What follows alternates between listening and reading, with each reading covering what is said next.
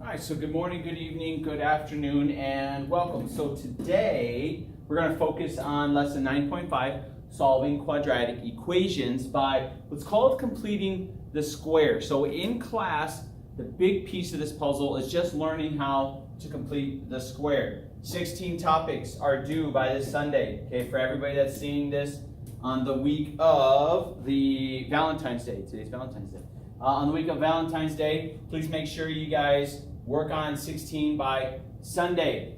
Essential question, knowing the values of a, b, and c in this formula, ax squared plus bx plus c. Why is this important? Okay, I will continue to reiterate. I need to make sure you guys know how to find these. Okay, homework is on ALEKS. We did some of it in class today, and Mr. Parsons does have a video up as well in relation to solving these. Okay, so we split this lesson up. This was the bell work. If you did it in class, it was extra credit. Thank you for that. We're going to talk about what's called completing the square. Okay, so what we're doing is this is just a formula or a way to find a quadratic expression. So what we're going to do is we're going to take an expression that looks like this, okay? And this x squared would be something like this, x squared plus 4x, okay? That's what we're talking about, all right? You would take something like this, and then what you would do with it, okay? So for example, let me change this. If you want to make a note of this, you can. Okay, first thing, this is how the setup of these, okay? Just so you guys know. All right, so if I were to write this out, so let's say x squared plus, we'll go 8x, all right? What you do is the 8 is represented by the letter B, okay? So this is your B. B is this letter here. A would be 1. We don't really have a C, because technically that's what we're going to find. We need to find the C value, okay? We need to find this value here to complete the quadratic expression, because a quadratic expression is how many terms? It is 3, okay? This is a quadratic expression. All right, we don't have the C. That's what we're gunning for. And so what we're going to do is we're going to learn how to find it. So what you do is you take the B value, all right, and you divide it. So you divide it by 2, which is what this is asks you to do right here. All right, you divide it by 2. So I take 8 and I divide it by 2. Then what you do is you take this value, so this would be 4. Then you take this value here and you square it. So you take 4 and you square it to 2.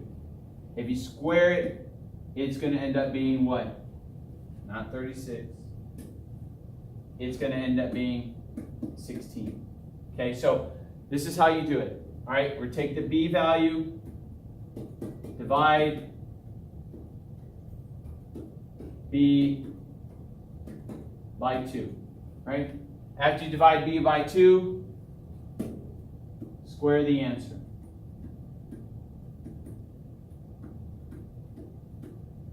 After you square the answer, you would then add it back into the equation.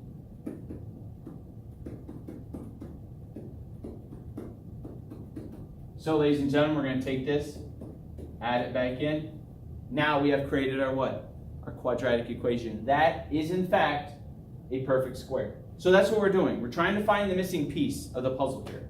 All right, so let's work on that right here. So what we have is we have our setup. So we know our B value is negative 12. We're going to divide it by 2. That equals negative 6. You take negative 6 and you square it to get what? 36. So ladies and gentlemen, I would rewrite this as x squared minus 12x plus 36. This technically would be the answer, unless I'm asking you directly for what C equals.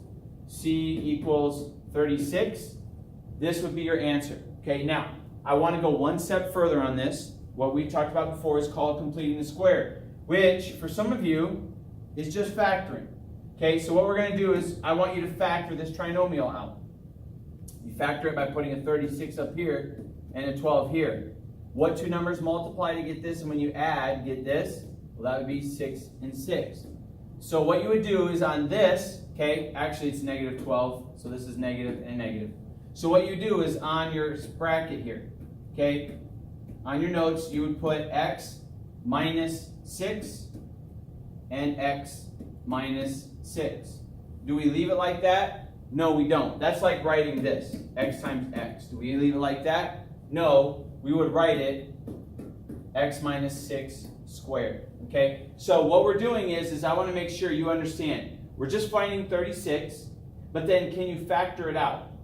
And you can. You can factor it out using this method here. That's why I put it in green, knowing that when you factor it, you can combine it to get this set up here. Okay, so that's kind of what we're shooting for long term. That's the goal. All right, so same thing over here. 4, you divide it by 2. That equals 2, positive. You square it, you get 4 again. So your equation is x squared plus 4x, and now it's going to be plus 4. Then, ladies and gentlemen, your last piece. If you struggle with this, okay, if you struggle with it, you write it up here. What is 4 and 4? The answer is obviously going to be 2 and 2. 2 times 2, 2 plus 2. So my answer here, x plus 2 squared. Because there's 2 of them, square the answer, we're done. All right, so please work on these 2 real quick. All right, in relation to this value, please make sure you guys pause the video before I come back on. Divide it, square it, answer would be 49. Going all the way out with it, all right, you would have 49 and 14. So your answer here would be x plus 7 squared, right? Because this would be 7 and 7. This one over here, you set it up, would be negative 8 divided by 2. It's important to bring the negative in because of what we're going to talk about in a bit. This would be negative 4 squared equals 16. And then you plug it back in. So it would be r squared minus 8r plus 16. And that would come out to be r minus 4 squared. You want to know the setup? Here it is right here. Negative 4, negative 4. All right, I went pretty fast on it, but I explained in thorough detail on the other slide. So if you need to write this down, please do.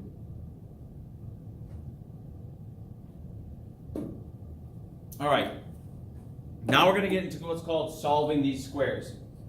First thing we're going to do is isolate these terms. All right, we've gone through this in class many times. And so outside of class, for all of you that missed it, this is kind of how we're going to set this up. First thing we need to do is we're going to find, okay, we need to make sure we're looking for x squared plus bx. That's what we're looking for to get on this side. So isolate means what? You take these 2 terms and you isolate them. Isolation means you make them alone. So when I make these alone, I got to move the 5. When I move the 5, I get x squared plus 6x equals 7. Now, ladies and gentlemen, I have my setup here, right? So now what we're doing is we're going to do the same thing. Let me go back to my other color I had. I don't think this is it, but it'll be close. So what we're doing now is we're going to find the x. What we're looking for is we need to have x squared plus 6x, and it's going to be plus something here equals 7 plus something there. I don't know what those somethings are, so we got to find them. And how you find it is by taking this b value and splitting it. So it's 6 divided by 2 equals 3. Square it, you would get 9. So on here, ladies and gentlemen, you would put 9 and 9. Because what you do to one side, you got to do to the other side. As you set this up, you can add these up. This is going to be 16 equals. And then this, ladies and gentlemen, would actually be 2x squared. So if I did my trinomial factoring, what 2 numbers would they be? That would be that setup. So it's going to be x plus 3 squared equals 16. Let me erase this. So there's my answer. Now, here's the challenge. On the AZ Merit, it's going to ask you the following questions. Here it's going to give you this equation, and it's going to say, to solve and complete the square, what I want you to do is tell me what number you have to add to both sides to complete the square. Well, no, what number did we add to both sides to complete the square? It was, in fact, the number what? 9. So technically on your test, the reason I'm showing you this is on your test, you would put in the number 9, okay? That's your setup. So for us, though, what I want to make sure you guys understand is that this is your answer on your homework. It's going to ask you, it's going to give you this, and it's going to say write it. So what you would do on your homework is write it out like this, x plus 3. There are two options that you're going to see. You're going to see a plus option you're going to see like a plus and a minus option. Well, this would be the plus. And then you plug in the 3 and the 16, and you'd be done from there, okay? For our purposes, what I want you to do is to solve this, you could put this in Desmos and solve it to get your answer, okay? For me, what I want you guys to do is I'm going to show you guys how to solve this by hand. First one is you put x plus 3, and then what you would do is you would square equals 16. And then what you have to do is take the square root of both sides. And when you do that, the reason you're doing that is because we need to find two numbers. And we did what was called completing the square, not completing the square, we did the square root property back a couple lessons ago, and that's where this comes from. So what we're doing is we're going to split this in half. So it's going to be x plus 3 equals plus or minus, because this needs to be a plus or minus because we don't know what the number is inside, 4. And then you split your equation and solve it.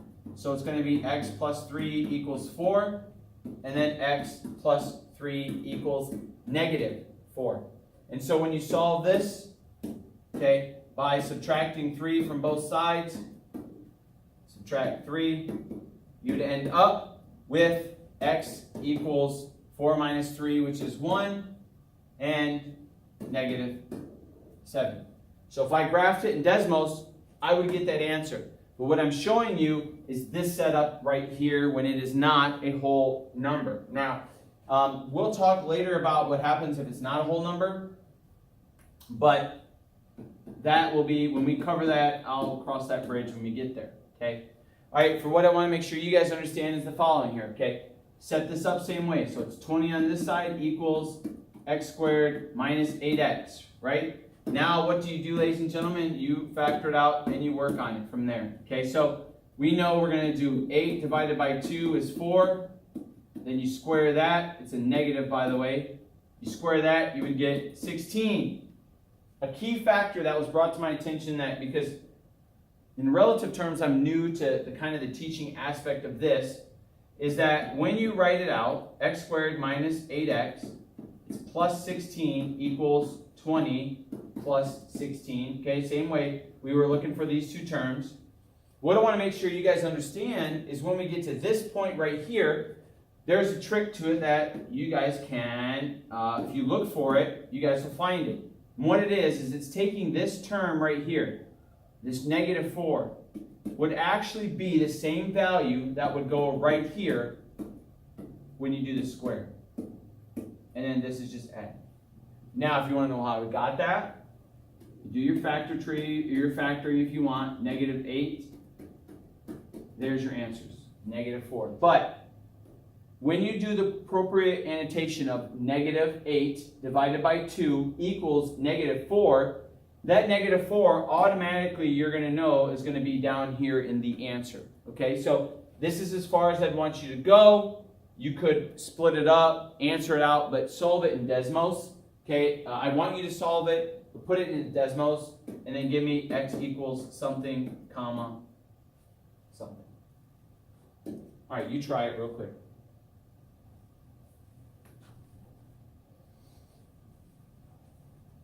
All right, with this lesson, ladies and gentlemen, same setup. Subtract 12. You do that, x squared minus 6x equals 7. All right, now, ladies and gentlemen, we're going to have to complete the square. All right, when we complete the square, we're going to take the 6. Remember, what we're shooting for is x squared minus 6x. It's going to be plus something equals 7 plus something. Is it always plus? Yes, it is. Okay. This one over here, let me go back to red. This one over here is going to be minus 3. So it would be x squared minus 12x minus 12x equals 5. Okay, same setup would occur. What are we looking for? We're looking for x squared minus 12x plus something equals 5 plus something else. So we're looking for something. And how do you get it? Well, once again, you do it by working on this aspect here. So what you would want to do is take this 6, negative 6, that's the b value, divide it by 2. That's going to be negative 3. Remember, negative 3 is important. Squared equals 9. So my value here is 9 and 9. Now you put it to pieces together. Okay, we had talked about already before that if you have this number right here, it's going to be the x minus 3 squared equals 16. There's my answer. Put the pieces together, work on it piece by piece. Same thing over here, okay? Knowing your setup, negative 12. So it's negative 12 divided by 2 equals negative 6. You square it, you get 36. So I add 36 to both sides. Knowing that, ladies and gentlemen, this would be x minus 6 squared, okay? Because I know it's an x minus 6 squared equals 41. Now, this one's tricky. All right, we've ran into, can you do the square root of 16? Yes. Could you do the square root of 9, which we covered before? 49, yes. Can you do the square root of 41? The answer would be no. So one thing I want to make sure you guys understand is the technical answer to this that may be presented to you would be to solve this. Okay, so I do need to make sure you write this on your notes. So if you take the square root of both of these terms, it would be x minus 6, because the square root would eliminate that, equals plus or minus the square root of 41. And then you ask yourself, well, how would you actually answer it? In Algebra 2, what you guys will do is you will add 6 to both sides to solve for x. And so x will equal 6 plus or minus the square root of 41. And that is your answer. Now, in Desmos, when you graph it, if you were to do 6 plus the square root of 41 on a calculator, you would get the approximate value. This is how you would leave it in Desmos. Now, could you answer it if you saw it and you get a square root? Technically, yeah, you could. What you could do is you could graph or take this answer, plug it in your calculator, and see if it matches the graph on Desmos. Hope you guys understand that. And what I mean by that is if this is presented on the AZ Merit, just like this, 6 plus or minus the square root of 41, and you use Desmos and you graph it, what you would want to do is on Desmos, you would get a decimal point, okay? I don't know what it is. I think it's like 11 something. But what you would do is you would get a decimal point. And on that decimal point, say it was negative 1.47.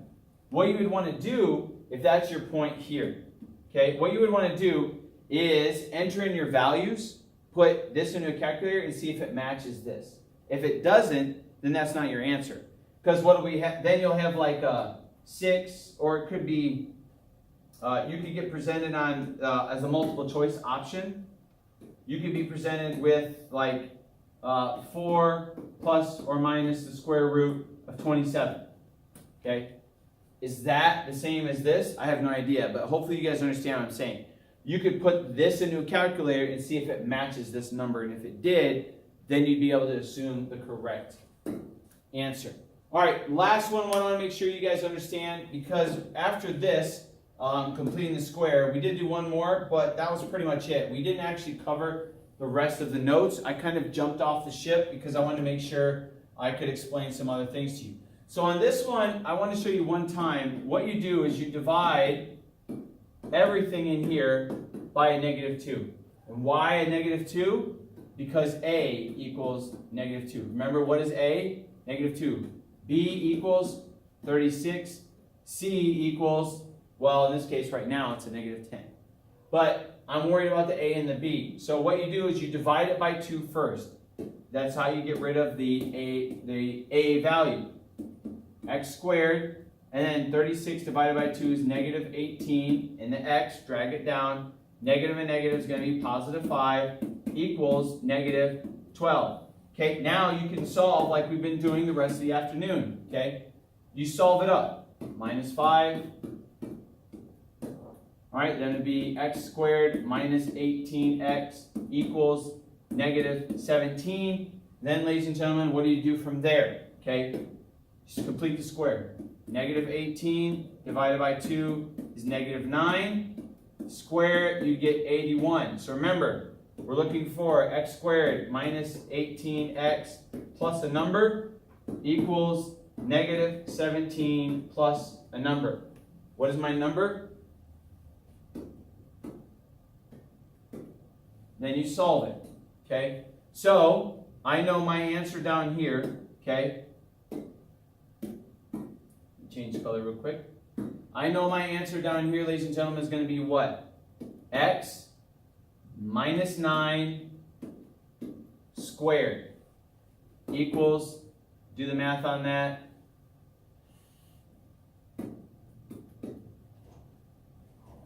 that's it. That's where we stopped in every class, because after that we kind of went and I split the notes and did something different. So if you have any struggles with this lesson, I did a worksheet in class. We have homework on ALEKS. Please make sure you come see me, or go on to the Twitch channel and go to see Mr. Parsons. His Twitch is ATube, that's his username, ATubeSock. Okay? If you go on there on Twitch TV, you can watch him go over this homework lesson for 9-5. Okay? He actually will show you another trick to answer the last 3 questions as well, but we're going to go over that later in class. In the meantime, if you guys have anything that you need, any concerns, please let me know. Remember, we're getting into hard stuff now, so we're going a little slower. I'm giving you more repeat work, so please take this opportunity to do it. And in the meantime, if you have anything else, please let me know. But have a great day, and I will talk to you guys later.